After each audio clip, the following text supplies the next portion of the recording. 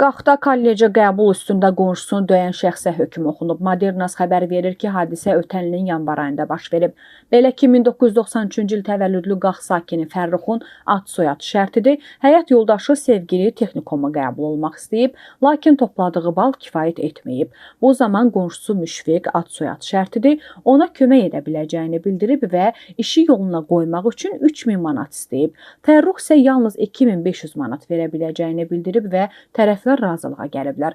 Lakin sevgili həmin kollecə qəbul ola bilməyib, topladığı balla başqa bir kollecə daxil olub. Bundan sonra Müşfiq dəfələrlə qonşusu Fərruxdan 3000 manatın tam ödənilməsini tələb edib.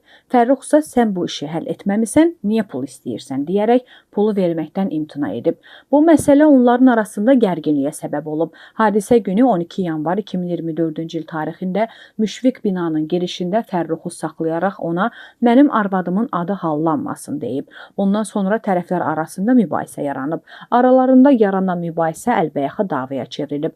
Fərrux Müşfiqi təpik və yumruqla döyüb.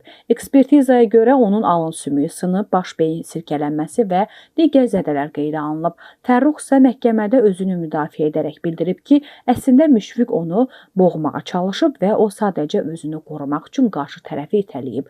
Məhkəmədə şahid ifadələri və ekspertiza nəticələri araşdırılaraq Fərruxu Cinayət Məcəlləsinin qəsdən sağlamlığa zərər vurmada təqsirli bilərək ona 4 il azadlıqdan məhrum etmə cəzası verib. O cəzasını ümumi rejimli cəza çəkmə müəssisəsində çəkəcək.